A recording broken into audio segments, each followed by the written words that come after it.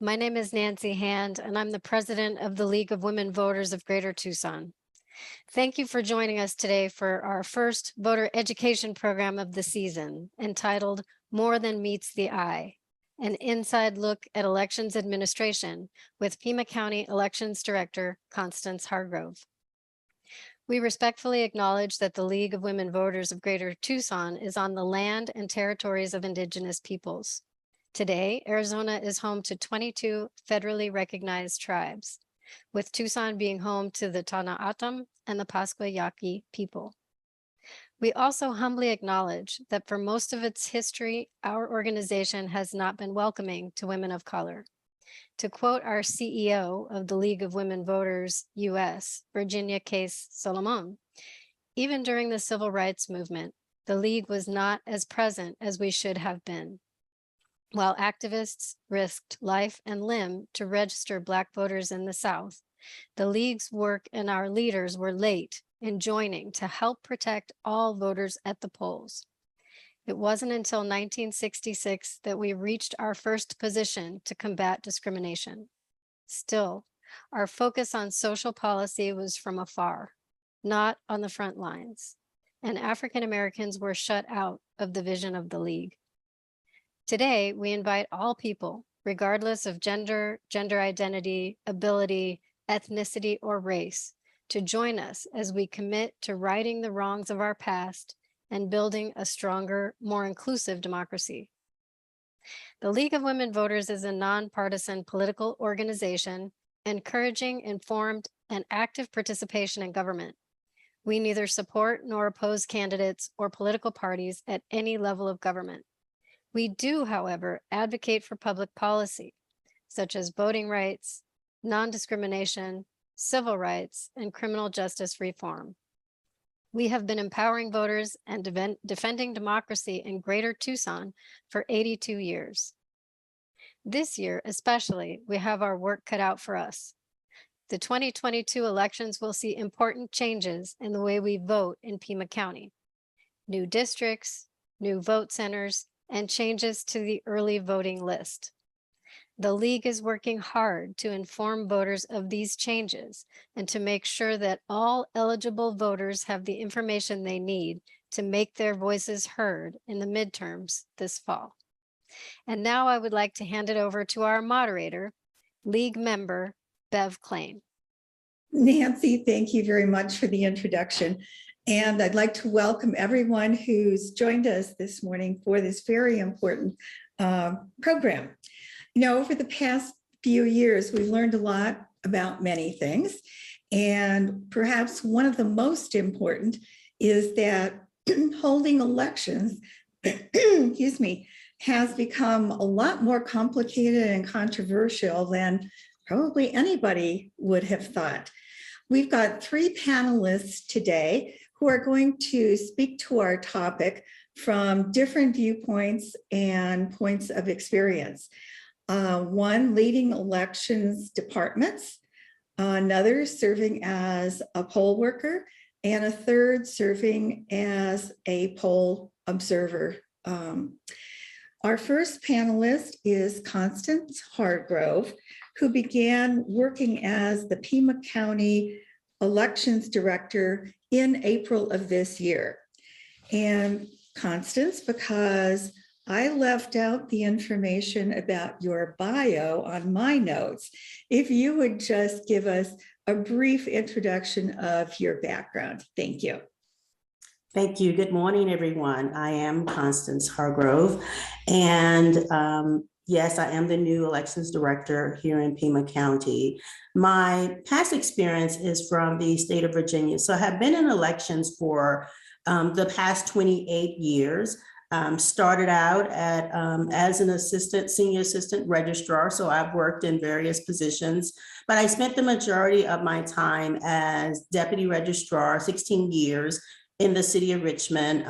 Then I was deputy registrar in Chesterfield County. And in 2017, I was appointed the director of elections in Chesterfield County, Virginia. I served there until I left to come here in 2022 of this year. And So it's very interesting that I migrated here to Pima County. My education is not in elections, as you all probably very well know. There is not really a class or degree program that you can obtain to train you to be an election administrator. It's actually a pretty organic position where you kind of grow into that. So you can be an administrator, but your education will not actually mirror that. So I do have an undergraduate degree in urban studies. Interestingly enough, I have a master's degree, a master's of divinity. So I'm actually an ordained minister. But enough about that. That is not why I'm here today. It's great to be here, and thank you for having me. I do want to start out by just clarifying for everyone how elections actually work in Pima County. So Pima County is a bifurcated county where we have a recorder and we also have the elections director, which I am. And as the elections director, I am not appointed, I am not elected, I am actually an employee of Pima County. My boss is the county administrator, Jan Lesher. And so I report to Jan Lesher, and of course, she reports to the board of supervisors. So I just want to make sure that everyone knows that I'm not appointed, I'm not elected, I'm an employee of Pima County, and I serve the people of Pima County. So no further ado, I want to share my screen. I do have a PowerPoint presentation this morning. And so my brief time with you this morning, I will be sharing on elections administration, securing democracy. And just want to point out that election administration is an all-encompassing term in elections. So when we say election administration, it actually encompasses a lot. It is defined as the preparing, facilitating, and conducting or administering elections. So election administration is the preparation, the facilitation, and the conducting of the election, which is my job. So the question then becomes, how does an election administrator, or how does administrating an election ensure that elections are fair, safe, and secure? And I took this definition from the National Association of Secretaries of State, where it says administering elections is a state and local responsibility, is a multifaceted job requiring effective communication, coordination, and organization. So that's a mouthful. So elections is multifaceted, as you guys probably know. So election administration has many levels, beginning with laws that govern the process through the individuals that work the polls on election day. The main point is that election administration involves people at every level, beginning with the legislators that pass the laws at both the state and federal, state, and local levels, to the Secretary of State who interprets and administers the laws, to election administrators, which I am, on the local level, who perform the various jobs to implement the laws, and to the poll workers, who are the main point of contact with the public on election day. So at every level, at every piece of the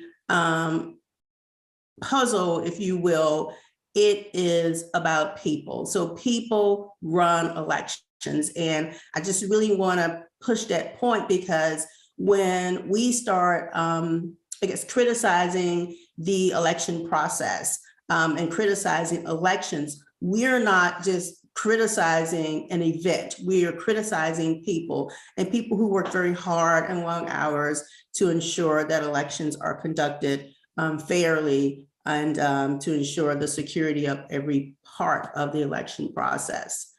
So the Arizona Revised Statutes, Title 16 governs elections. So the Arizona Revised Statutes is a comprehensive document, of course, but most of the laws pertaining to elections you can find in Title 16. So you can find information about candidates, voter registration, election day, poll workers, who can be a poll worker, the different positions that poll workers hold, information about ballots, ballot preparation, voting equipment. It's pretty much covers everything that we do in elections. And then the Elections Procedures Manual is developed by the Secretary of State per the statutes, and it provides practical interpretations of the laws and instructions on performing those tasks. So what the Secretary of State does is they take a look at Title 16 and other titles that apply to voter registration and elections, and they break that down into information that is easier to understand and provide some practical information on how to implement those things. In many instances, a lot of what the statute requires and things that happen in elections require us to actually consult with the county attorney. As I said earlier, Pima County has a bifurcated system where the recorder handles voter registration and early voting. So anything to do with registering to vote, voter registration, anything to do with early voting is all handled by the recorder. In the elections director, I am responsible for election day and other things, but primarily my job is election day. So let us take another look at the definition and just break that down of election administration. So election administration means preparing, facilitating, and conducting or administering an election. So elections, my department prepares for each election beginning on January 2nd of even numbered years. And I say January 2nd because that's the first day that any candidate can file their petitions for office for that particular year. Arizona has, I guess we can say typically has elections every other year. So in even numbered years, we will have elections. But there can be other special elections held in odd numbered years, but those primarily are smaller elections and they may be all mail elections. So preparation, so the preparation, the part of that definition entails receiving local candidates' filings, updating processes and procedures based on any legislative changes from the previous year, receiving state and federal level candidate information from the Secretary of State, preparing the ballot and programming the voting equipment, preparing sample ballots, ordering ballots for both the recorder and elections, testing the equipment before the election. And let me just go back to the previous slide. So preparing the ballot and programming the voting equipment. Pima County actually does their own programming. So when we receive the information from the Secretary of State, from other school districts, from candidates that have filed, and from the primary, the winners of the primary, we then will go in for the general election and enter all of those offices, enter all of the names, enter any propositions, and actually create the ballot. So we format, we create that ballot. And in doing that, we're also programming the voting equipment. So we're creating a file that tells the scanners that we use what ballots to read, how to read them, what candidates to look for. And so the ballots actually have little marks on each side called timing marks. And the timing marks tell the voting equipment how to read that ballot. So if a ballot is produced without timing marks, if somebody just decided they wanted to try to duplicate a ballot and make a ballot that was not created from our software, the voting equipment cannot read it. And so that is one of the safeguards to ballots. So people just can't make ballots and have them scan into a scanner, whether it's a scanner in a precinct or a vote center or a scanner in our central count, because we do have central count. It has to match the program that we have loaded onto that voting equipment. And then we also have the accessible voting equipment, which is called the Express Vote. It is a ballot marking device. It does not count ballots. It does not count, tally anything. It simply allows a voter with a disability, whether it's visual or physical, to mark a ballot independently and have that ballot be counted. So it marks the ballot. The ballot is put into the same ballot box as the other ballots on election day. We also prepare the sample ballots, and we test the voting equipment before the election. So once the programming is complete and we've designed and developed the ballots and send them off to the printer, we have to test the voting equipment. So that is called logic and accuracy testing. So we test the equipment to make sure that it is not only reading the ballots, but reading them accurately. Once this process begins, the political parties are involved in this. So we have 3 recognized political parties in Arizona, the Republican Party, the Democratic Party, and the Libertarian Party. And all of those individuals are invited to come in ahead of time, mark ballots, and run their own tests. So the parties get the opportunity to run their own logic and accuracy tests. And then the Secretary of State conducts a logic and accuracy test as well. So the Secretary of State, we would call it a blind test because they do not tell us which precincts, which ballots they're going to pull to run that test. And so the Secretary of State comes in, they test the equipment, both the scanners and the accessible equipment, to make sure they are working the way that they should. In preparing for the election, we are also ensuring the availability of polling places and locating new facilities when necessary. We're recruiting and appointing poll workers. We're training poll workers. We're preparing and packet printing materials and supplies for polling places. And then we deliver those supplies to vote centers prior to election day. So that is the preparation part. Facilitating, we facilitate the election. So Pima County has a central count facility where we process all early and election day and provisional ballots.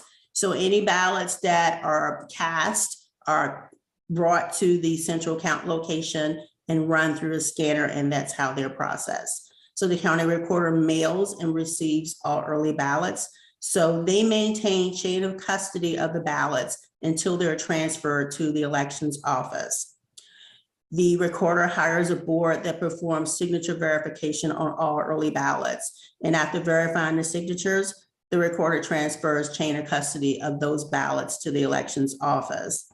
The elections office also hires a board or boards to process early ballots received from the recorder. And these boards verify affidavits and duplicate ballots if necessary.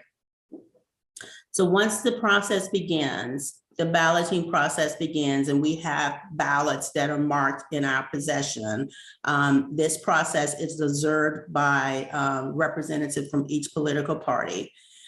There has to be at least 2 observers from each party present at all times that we have ballots in our possession whenever we are processing them. And then finally, we conduct the election. So this is the last part of that definition. We conduct the election. So the election staff and poll workers begin their day before 6 a.m. and the day ends when we receive the last vote center, and all the votes from the vote centers are tabulated unless we encounter a problem.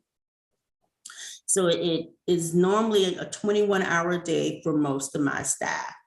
So poll workers, this is critical. Poll workers are the front line of defense against fraud on election day. Poll workers are trained to run the equipment. They're trained to handle the ballots, and they understand that when they have ballots in their possession, that they are not to allow anyone else into that space. And some of our poll workers are very, very protective of the space. You know, to the point where they sometimes would not even allow the observers in to do their job. But observers are allowed in the vote centers on election day per the statutes. They provide security for the ballots and the voting equipment that is in their possession.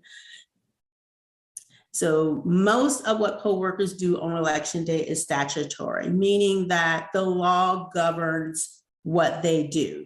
we in the elections department develop processes and procedures based on the law. So the law is the overarching thing that secures elections and makes sure that the elections are fair for everyone. Political parties send observers to vote centers on election day to observe. So they're there to make sure that we are doing things the way that we're supposed to be doing them according to law. They have the right to speak to the inspector. They're not supposed to be talking to any voters or any of the other poll workers on election day, but they can speak to the inspector. They can ask the inspector questions. If there's a concern, of course, they can always contact our office or however the chain of command was developed for those observers. They contact whoever they need to, and then those individuals can in turn contact my office so that we can resolve any issues or answer any questions that may occur on election day. And so we are at the office to provide support for the vote centers and poll workers on election day. There's also additional support in the field. We call them troubleshooters and rovers, and they can respond in person to any issues that we cannot resolve over the telephone. So vote centers maintain custody of the ballots and e-poll books on election day. And at the end of the night, the inspector and another poll worker of the opposite party take the ballots. That would be the early ballots that voters drop off on election day, provisional ballots that are cast, and any election day ballots. They also take the e-poll books to a receiving station that is assigned to them when the polls close. The vote center transfers custody of the ballots and the e-poll books to the receiving station. So when the inspector takes this information, takes the ballots, takes the equipment to the receiving station, they are then in essence signing the document and transferring a chain of custody to the receiving station. The receiving station returns the ballots and the e-poll books to the election office, where they then transfer the chain of custody to the election board on election night. So chain of custody is key. We maintain chain of custody of everything until we deliver it to the vote centers. Then the inspectors and the poll workers, they receive custody of ballots and equipment. They maintain that chain of custody. So basically they are responsible for it until they transfer that chain of custody to the individuals at the receiving station. They then become the recipients, and then they transfer that chain of custody to the staff at my office on election night. So the provisional ballot board, this is election night when the items are returned to the office. There are additional boards that are there. So the provisional ballot board verifies the number of provisionals from each vote center and separates the information to transfer to the recorder the next day. The early ballot board verifies the number of early ballots received at the vote center and prepares them for transfer the next day. So the vote centers, they count their provisional ballots, they count their early ballots, they count the ballots that are regular ballots that are cast in the vote center on election day. They record that information on documents. These documents are taken, then the information is verified. So the ballots, provisional ballots and early ballots are physically counted again at the central receiving station office, and before they are transferred to the recorder's office the next day for the recorder to begin their process. Then there is a snag board that receives the ballots cast on election day, and they verify the accuracy of the count. So the information is recorded on the official ballot report where the inspector and judges have counted these ballots. This information is then verified by the snag board before it is transferred to the central counting board. So once it is transferred to the central counting board, that's where the actual counting and casting of the votes began. So the central counting board is the room where the scanner is located. We keep each vote center separate, and we scan them on election night and record the votes cast. Any ballots that cannot be read for any reason that require duplication, they're separated out, as well as any ballots that contain write-ins. And there are documents that are completed to record the vote center, the number of ballots, the reason they're being separated out. And so that number can then be added back into the total vote center count to establish that total count for that vote center. And so these forms are completed. All of these documents, all of these forms stay together, and they are actually, at the end of the entire process, transferred with the ballots to the treasurer for retention. So the elections department facilitates and the political parties conduct a hand count audit after each election. The hand count audit consists of a percentage of early ballots and election day ballots. So there is a percentage, it's in the statutes, and it tells us how many ballots we need to pull based on how many ballots were actually cast of the early ballots and the election day ballots. Then the political parties come in and we do a drawing, and they draw out numbers for the vote centers that we're going to count and the batches that we're going to count for early ballots. And so they kind of control that process of the batches that will be counted. And we determine the offices based on the guidance from the Secretary of State.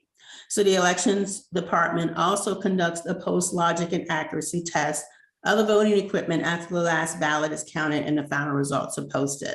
So there is a logic and accuracy test that happens prior to any ballots being counted. I failed to say that we also run a zero tape at the beginning of that process. But then at the end, once all of the ballots are counted, we zero out everything, and then we do another logic and accuracy test to make sure that the equipment is still processing at the very end the way that it was processing in the beginning when it was tested. So that's another safeguard that we do. And then the elections department maintains chain of custody of the counted ballots until they're transferred to the treasurer after the election. And so I think this is my last slide. The individual components of election administration ensure fair, safe, and secure elections for all eligible voters in Pima County. And so I think the main takeaway from this presentation is that election administration in itself, when done correctly, when every component is followed, when you put all the pieces together, then it ensures that elections are fair, safe, and secure. And there are checks and balances along the way. Everything is a check and balance. We have chain of custody documents. We have, there's always, whenever we go into the room to program or to do anything with the voting equipment, there are always two people there. So there's a separation of passwords, but two people always have to be present whenever we're doing anything to prepare for the election. And then there's always two people present whenever there are ballots around. The political parties are always there to observe, to ask questions if they have them, and to make sure that we are doing our jobs the way that we should.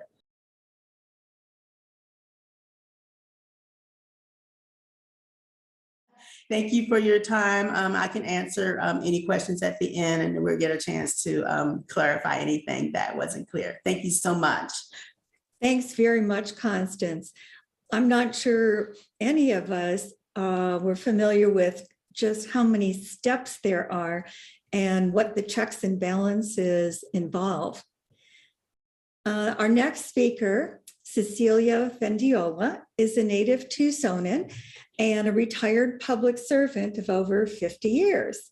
She's been an election poll worker, and most recently, since 2013, she's worked elections alongside her parents since the late 1960s. She has a BA from the University of Arizona and a master's from Bernard Baruch City University of New York. She continues to stay active in elections and serving as an inspector at election precincts and now voting centers. Cecilia? Good morning, everyone. My name is Cecilia once again, and I have been serving as inspector now for since 2013 at various precincts, and now learning how to do it at a voting center. As an inspector, which is the position that I have been filling for years now, I am responsible for having a well-trained team of poll workers. The team consists of myself as inspector, two judges, the judge of the opposite party and the judge of the same party, a marshal, a clerk, and this year we're adding an equipment manager. My job is to make sure that my team is well trained, that they all attend the required training for each of their positions. The county provides excellent training for every one of the positions that the poll workers fill. It's also my job to make sure that I have a balanced team, that we have poll workers that are of the same party and of the opposite party. The same party means that they are of the same party as the inspector, which would be me. And in addition, we have members on the team that are of the opposite party as well. So that's always an important balance that it's my job to maintain. We are required to attend training, and the training is given for training for inspectors, for the marshals, for the judges, and for the clerks. This year, they will add special training also for equipment managers. We are now staffing voting centers, which is a little bit different from what we have done in the past. Normally, we staff a precinct, which is one specific area in town. And the difference now is that the voting centers will be receiving electors from all the precincts in town. They will all be coming to any voting center that is established. And now, instead of the voters coming in and signing their name in a poll book, in a registration book, and showing their ID, they will now be coming in to any voting center, showing their ID to an electronic notebook, and the notebook then will recognize their identification, and then we will then especially print a ballot for that voter, no matter what precinct they were assigned to in the past. So each ballot is going to be especially designed for that voter, especially showing the candidates that are running in their particular precinct. So instead of having notebooks sent to each precinct this year, we will have electronic notebooks that will be loaded with all the candidates from every precinct. So when the voter comes in and they show which precinct they're from, they will get a ballot for that particular precinct. They will move from coming into the voting center and identifying themselves to the clerk, moving from the clerk. Then if there's an issue, they would, instead of going to vote, they will go to the provisions table, where their particular issue will be handled separately. Their ballot then will be given to them, will be, as I said before, specially printed for them. They will then move to a voting booth, vote their ballot and in private, and then they will take that ballot to the marshal, who will accept their ballot into the ballot box. And this for many years now, we have been accepting ballots at the ballot. It's a ballot box that is a metal secured locked ballot box that collects all of the hard ballots, all of the paper ballots. And when they're finished, they get their sticker that says they're voted, and they move out of the voting center. And then each voter that comes through the line goes through that very same process over and over again.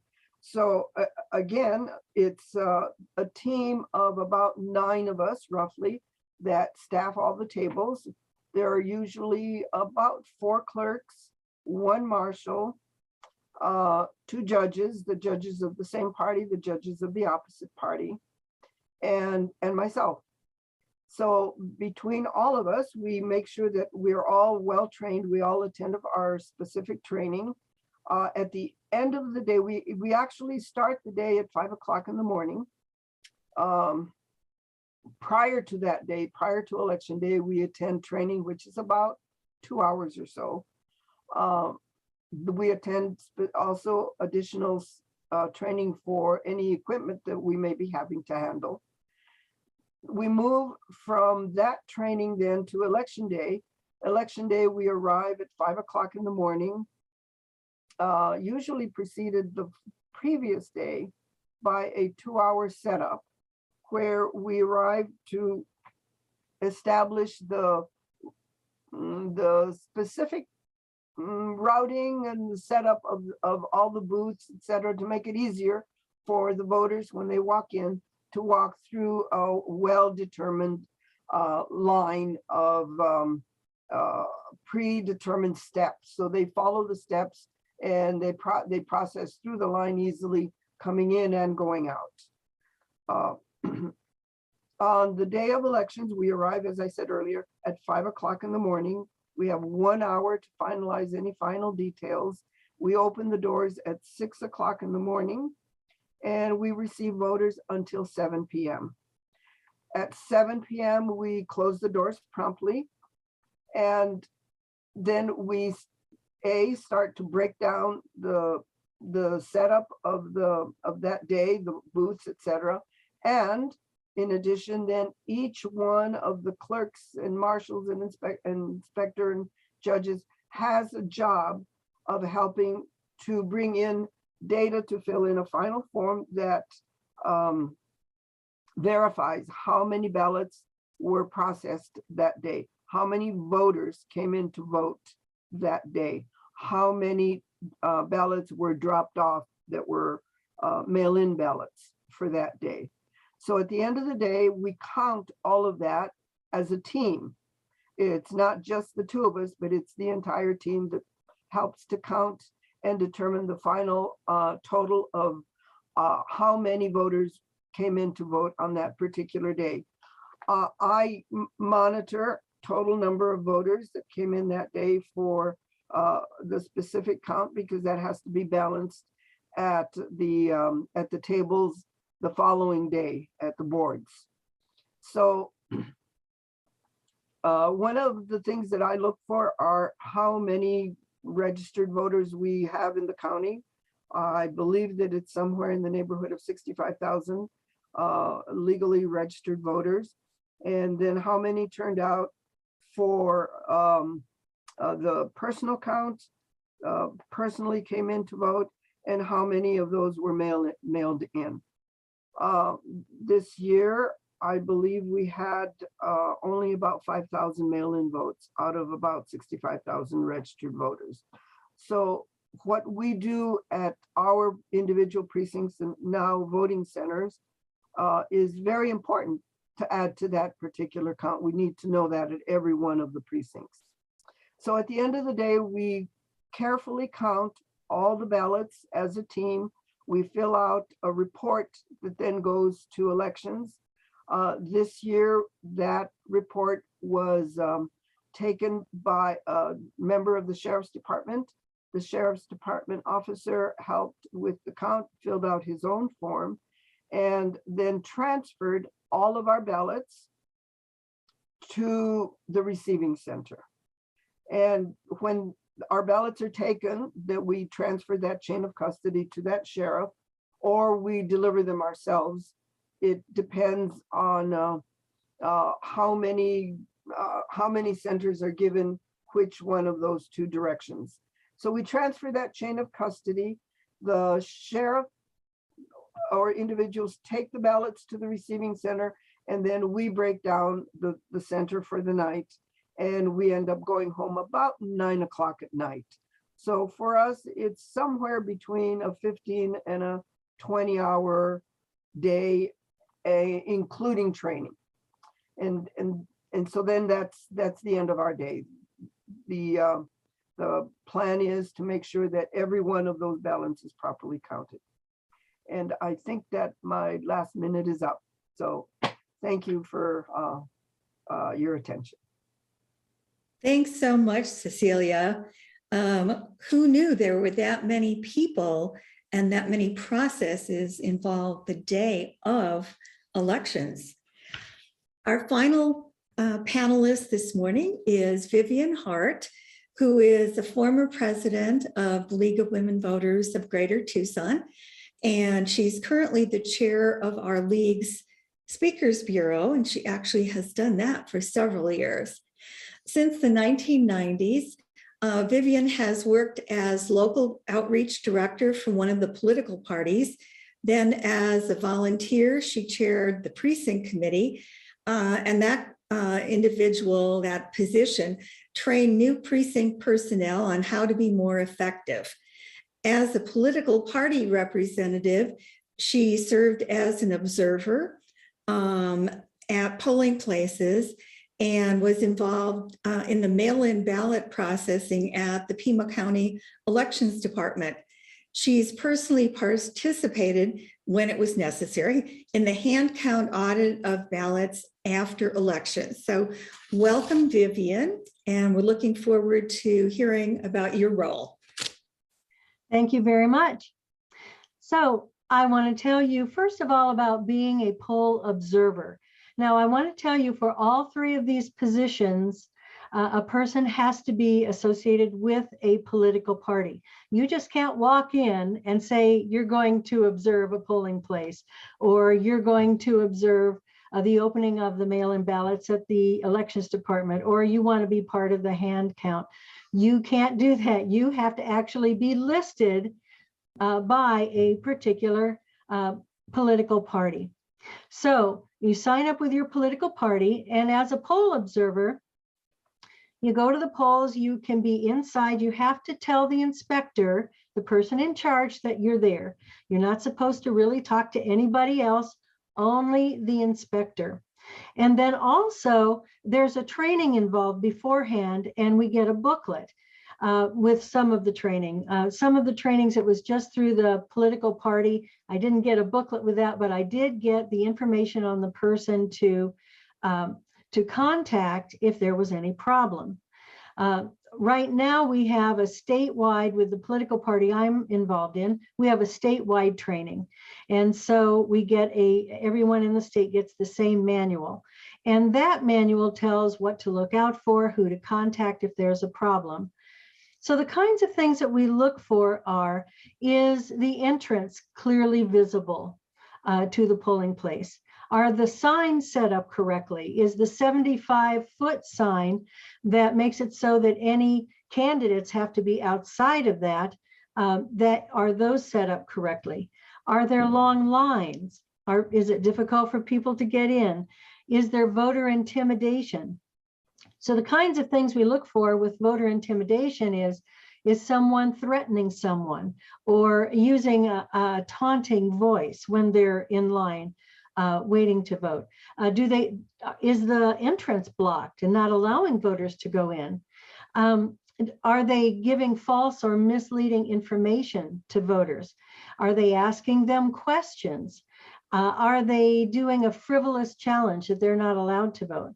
Are they saying, if they have signs about penalties for voter fraud, or if they're telling voters about, well, I want to tell you the penalties for fraudulent voting, any of those are considered intimidation. And I would talk to the inspector first, and then I would also report this to the people that the political party have already set up to report that to. Now, if a voter outside of the 75-foot area has a question about their what kind of ID to present, kinds of things like that, I have that in my booklet so I can give them the information. So now let me tell you, no, I can be outside or inside, either one. And some of the times I'm assigned to one polling place only, and other times I've been assigned to several polling places. One time I actually was at a polling place where the person who was the inspector was the opposite party and did not want me there, but I sat there anyway, even though she glared at me. But it worked out fine.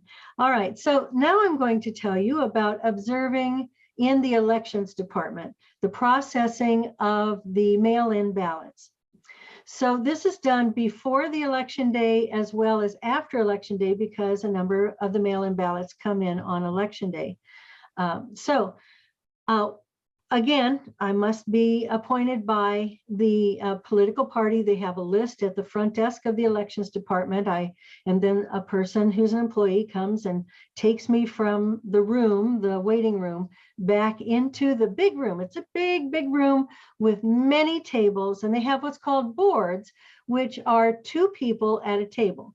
And they have to be from 2 different political parties. They cannot be from the same political party.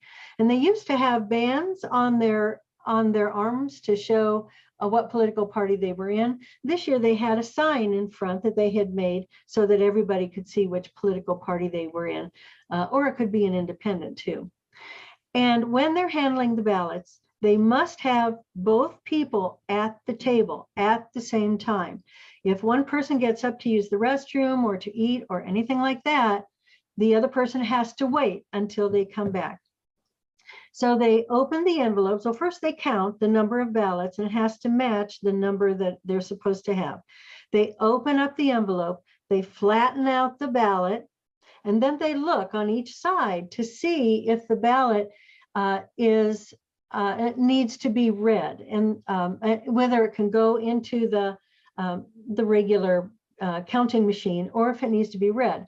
If it has coffee stains on it, if there are a lot of marks all over, if a person has marked and crossed it out and things like that, so the machine can't read it, then it goes to the group, the other tables that actually read those ballots. And the way they do it is, again, 2 different people from 2 different parties. So one person gets the ballot, this spoiled ballot, it's called a spoiled ballot. They can't go through the machine. And that one person reads each one of the races or the ballot propositions. The other person types it into the computer and repeats it. And then when they're all done, the person who typed it into the computer repeats it to the person who's holding the ballot. And that way they know, verify that they're exactly correct in what that ballot says. Now, the only person I can talk to again is the inspector, or the person in charge. That's the only person I'm allowed to talk to. The poll workers, I can say hi, but that's it, no more. And so one time I saw that at the tables where they are reading the ballot to the other one and inputting it by computer, one of the persons was gone and the other person was inputting it into the machine. I went up to the person in charge and I said, "This is not allowed." She went over right away and said, "You must stop. You're not allowed to do that." So that's what an observer does. Also, there's my party has a book where I write down anything and everything that I want to share. At the end of the day, if I'm the person there at the end of the day, I watch them. So the ballots, after they are flattened out, and these are the machine ballots, they're put into these big blue containers. And then these blue containers are put into a big rack.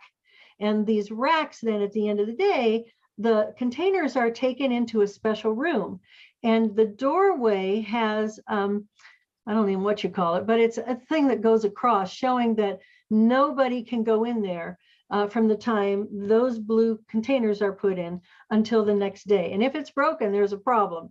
So in the morning when the observers are observing, they're observing that covering over the door frame to show that nobody has been in doing anything with the ballots during the day. Now I'm going to tell you about the hand audit, which happens the Saturday after the election.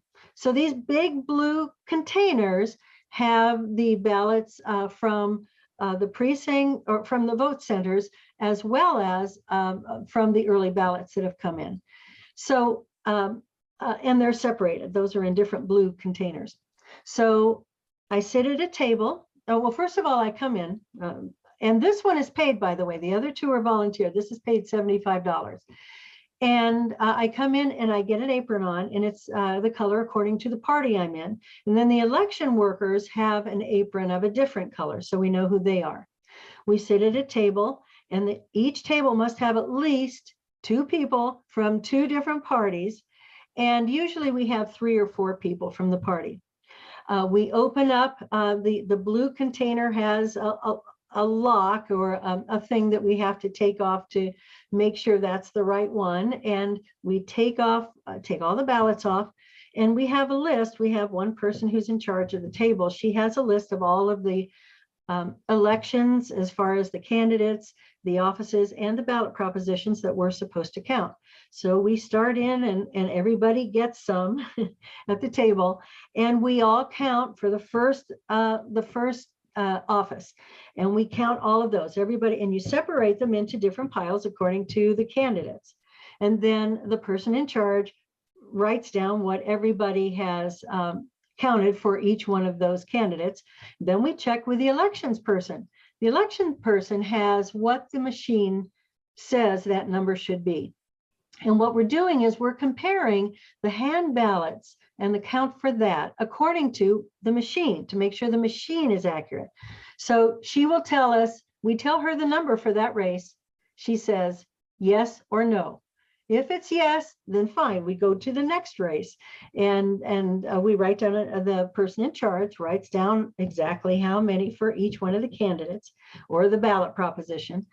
And then what we do is go to the next race. If she says no, we have to count all over again.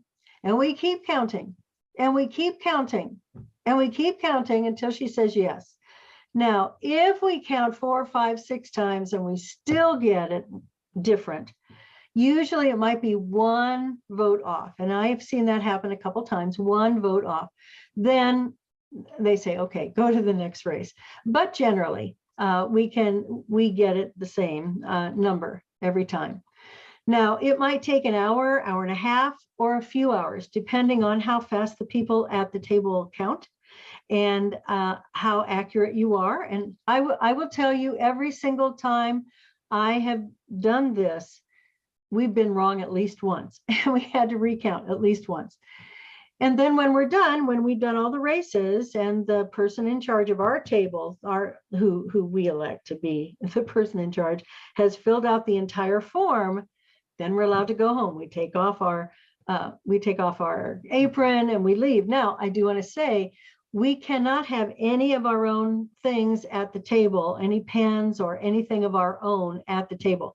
We leave our purses, wallets, everything at a separate table so that there's no way that we can mark any ballot.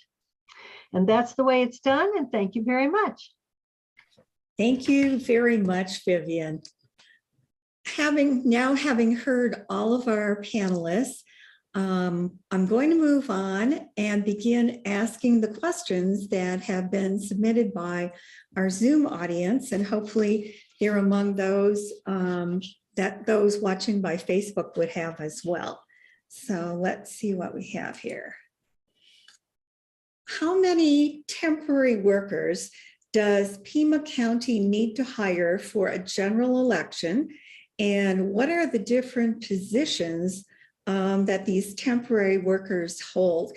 Constance, you're probably the most appropriate of our panelists to answer that question. Okay, that is a good question.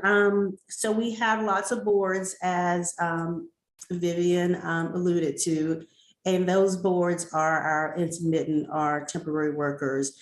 So in any election, so the general election, we could have up to 50, 60 temporary workers. Some work multiple days, some work only one day as the election board on election night, but we could have 60 temporary workers for a general election. I guess this is probably another one for you, Constance. What is the cost to Pima County to have a general election? Unfortunately, I am so new, and we have now changed technology, and we've gone to vote centers. I do not have a final cost or an accurate cost of what it actually runs to run a general election in Pima County. So it will take us more than likely a full election cycle, which would be the primary we had in a general election, securing all the equipment that we need and the processes. And so by the end of the year and going into 2024, we would definitely have a better idea of how much it costs to run a general election. I can certainly understand that. Lots of things have changed. Since the lines for congressional districts, state legislative districts, county districts don't necessarily line up, how many different ballot forms will Pima County need to use in this upcoming general election? I guess that's another Constance question. Fortunately, less than the primary. So we have roughly 630 different ballot styles. So we have 278 precincts. So there is a ballot, at least one ballot for each precinct. Then we have to have federal only ballots and then ballots for town elections. So over 630 ballots. That's certainly a lot to keep track of.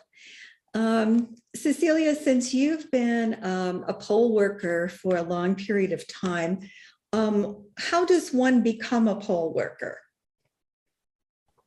Usually we are recruited by the elections department. They have a running list of people who have worked elections in the past. So they have a pool of names to pull from that are experienced poll workers. And then additionally for those poll workers who have either retired or are no longer available, we usually go by word of mouth and help the elections department recruit new poll workers.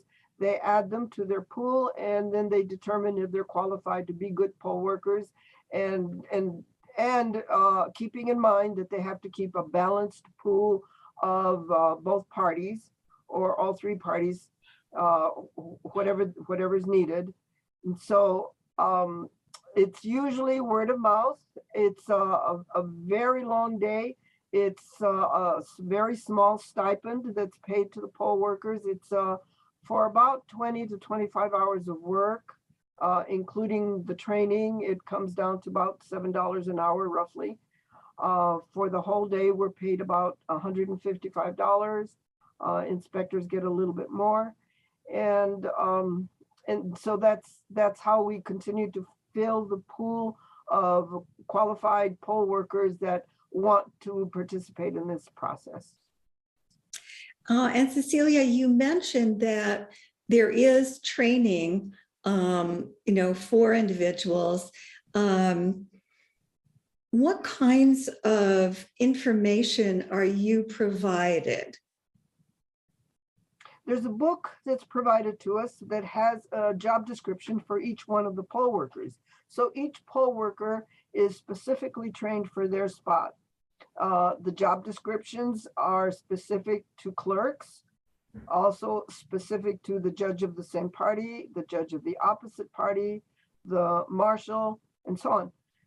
So at training, we are invited to come to a general training that is used for 2 or 3 positions at a time. That training includes exactly what each one of those positions is going to do, how they work that position, what kind of problems may be coming up for those positions, how to handle them, when to call for troubleshooters, what kind of issues we can handle at the precinct or at the voting center, and then what kind of problems we need to refer upline to the troubleshooters. We're also given emergency phone numbers. The books that we're given, the training books, are very helpful in terms of telling us how to respond to each one of the situations that comes up. But in addition to that, we're giving the emergency number so that if we have a situation that is different from what's in the book, then we're given minute by minute, step by step instructions on how to handle those. In the past, it all has been very successful. We've been able to get minute by minute instructions for just about every situation.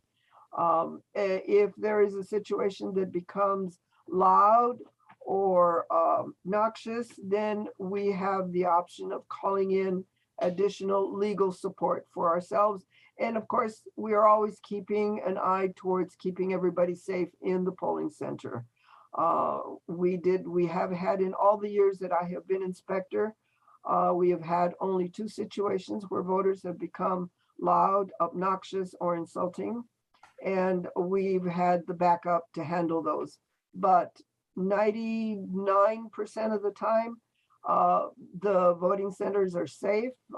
We've had no incidents of either violence or screaming or yelling. And so we're quite well protected. Thank you. And Vivian, I'm going to pose this set of questions to you.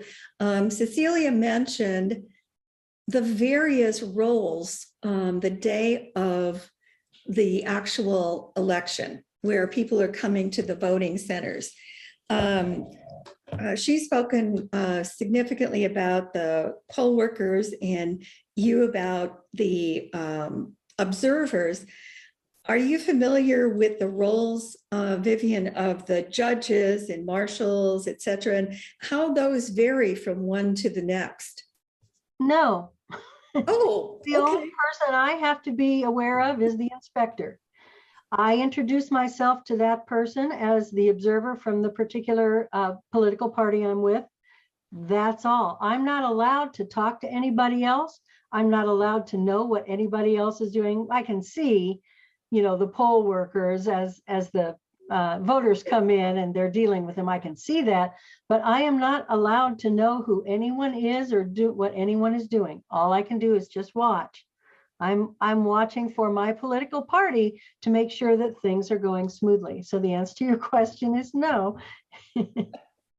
Well, Cecilia, are you in a position to speak to what those various roles are? Yes, certainly. First of all, starting with the observers, it is my job to welcome them. I have welcomed many, many observers. I usually set aside a chair for them, a special area where they can sit and observe the entire process comfortably. I offer them water. We're as well-mannered as we can be. I have never, ever in all of my years had an incident or an altercation or any crossword with any of the observers. They come in, they show me their paperwork. They're legally required to do that. And once I see their paperwork, then they're perfectly welcome.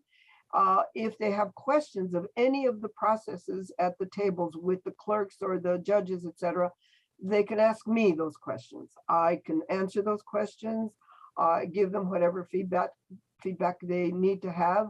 They take their notes. I have received, in fact, on 2 separate elections, I have received feedback from the observers of the opposite party that they have been well satisfied with the process and they have been convinced that we're doing a fine job. And on one occasion, I received that in writing.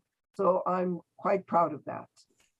And how about the role of judges and marshals and clerks? How do they vary from one to the next? Each one of those positions has a specific job. The clerks, of course, are really our backbone. They receive the voters. Their job is to make sure that the voters are identified, they're legally registered voters, and that we have the particular ballot for each one of the precincts that we're representing. The judges have separate functions. The judge of the same party would be of the same party as myself. The judges of the opposite party would be opposite party to me. So the opposite party and myself are always required to do things together.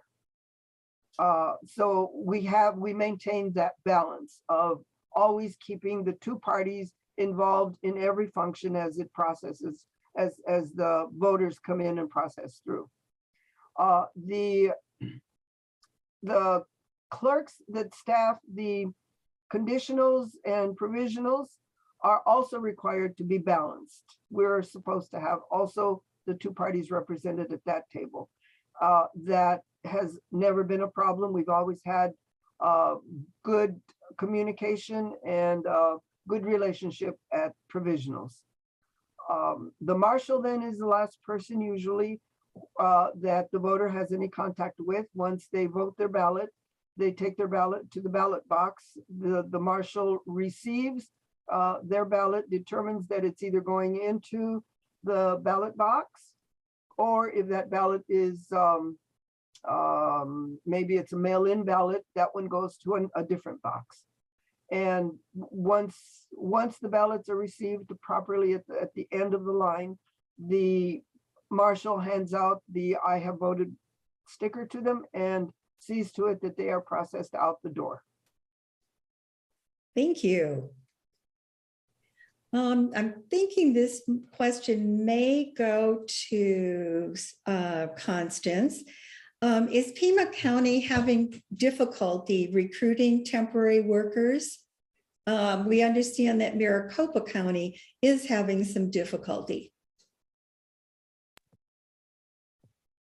Actually, no, we are not having any difficulty recruiting temporary workers. So we're in really good shape. Excellent. And also a question for you, Constance. One of the things that we've become aware of is that two individuals running for positions at the state level have, I guess one would say, objected to ballots being counted by machine. I think I understood as of this morning that lawsuit was invalidated, but can you talk more about that and what it would take if every ballot needed to be hand counted? Sure, yes, you're absolutely right that lawsuit, it's not going forward. We can still use our machine. So the judge did not rule in their favor. As Vivian alluded to, hand counting, just the sampling of ballots that we have, there are normally about 4 people at each table. They're normally about, for a general election, I would say probably about, I don't know, 40, 50, even 60 people, depending on how large the turnout is on election day and early voting. So 60 people counting a sampling of ballots can take about 2 hours. So let's multiply that by all of the 129 vote centers. And so we're talking about days of counting, and not sure that we would be finished counting in time. And as Vivian said, counting one time doesn't always give you the right results. So you would have to count those ballots multiple times, keeping in mind there are 600 different ballot styles. So, and different candidates on those ballot styles in different offices. So I would just say it would be a nightmare to have to do that. And I'm not even sure how we would manage it. Is there anything that's being done by and from your office to publicize how difficult it would be to hand count? No, we've not gone that far yet. So we would address it if we needed to, but thankfully the judge ruled in our favor and we do not have to. You know, we always hear about provisional ballots, and I guess this would be something to address from yourself also, Constance. what are the factors that would create a need for a provisional ballot designation? That's a really good question. So if someone comes in and they do not have identification or the proper identification, they would vote. It's a provisional, but it's called a conditional ballot. So it's conditional upon them verifying their identity with an ID. And then the other instances would be individuals who have moved and they've not updated their information, or for some reason, someone who comes in and they believe they registered to vote, but they're not on the voter rolls. Those individuals would vote provisional ballots. The last instance, which this is a great point to bring up, would be individuals who have requested an early ballot. Beginning with the general election in Pima County, because we do have electronic poll books, anyone who has requested an early ballot will no longer be required to vote a provisional ballot. So as long as they have not returned that ballot, they can vote a regular ballot. So that takes away, Cecilia, I know you love to hear this, the fact that they would have to vote a provisional ballot. However, if they did return the ballot, they still would have to vote a provisional ballot. So if for some reason they spoiled their early ballot, but it's, they're marked as returning their ballot, they would still have to vote a provisional ballot. And we heard Vivian mention that, provisional ballots, mail-in ballots, and same-day ballots are maintained separately. How are provisional ballots managed, following the election? Is there something that your department must do? Is there anything incumbent upon the voter? So for my department, we receive the provisional ballots from the vote centers, but then we transfer those to the recorder's office, and the recorder does their research on whether or not to count those ballots. And one of the factors could be if an individual came in, they, for some reason, hopefully they won't do this, they've actually mailed in their early ballot, but they came in and they voted on election day, which is criminal. The recorder can then see that this person has already voted, and then they will not count that provisional ballot. But anybody who does not have an ID, they have until that, I think it's 5 days, to actually get an ID into the recorder's office to verify that they are that person. And so then the recorder tells us which ballots we should be counting and which ones they're going to reject. And I'm going to pose this question to you also, Constance. Vivian has worked on and has talked about the various election boards.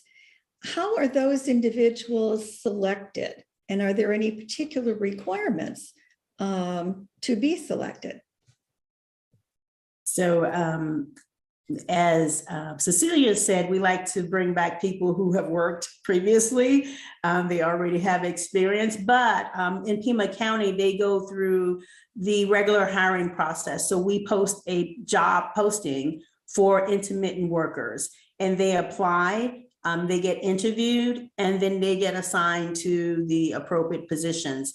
We have to determine whether or not they are of a the two major political parties, definitely, which are Republican and Democrat, but also Libertarian Party. So they have to be registered with a party in order to work on the boards. Thank you so much, Constance. And thanks very much to our other panelists, Cecilia, Vindiola, and Vivian Harte. Based on the number and the type of questions that have been posed, it's really interesting to see the various facets of the election process. And one can say only that it's quite involved, and there are many, many checks and balances along the way to ensure the security of our elections, be they general or otherwise, in Pima County. So thank you very much.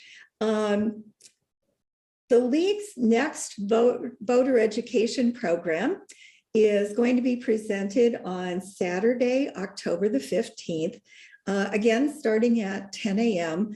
We again will be having this program both by Zoom and Facebook. So we hope that you will log into our website, lwvtucson.org, for more details about that program and also the other varied and extensive activities of the League here in Tucson.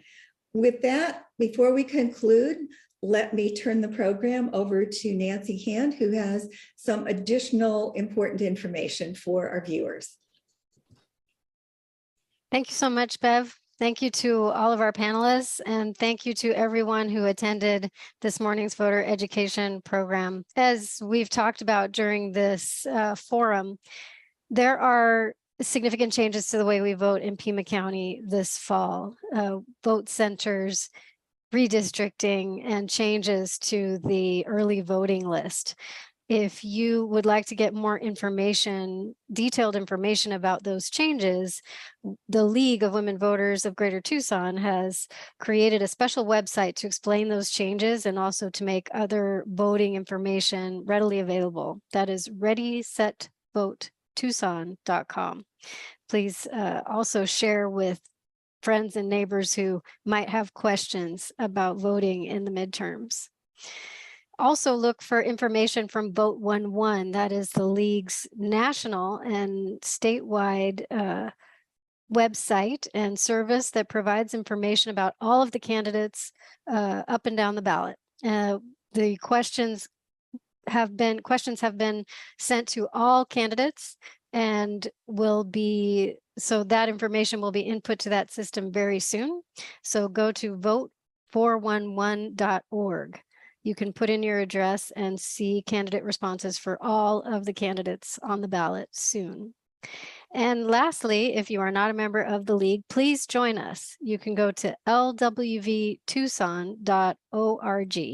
And we hope to see you at our next voter education program. Thank you very much.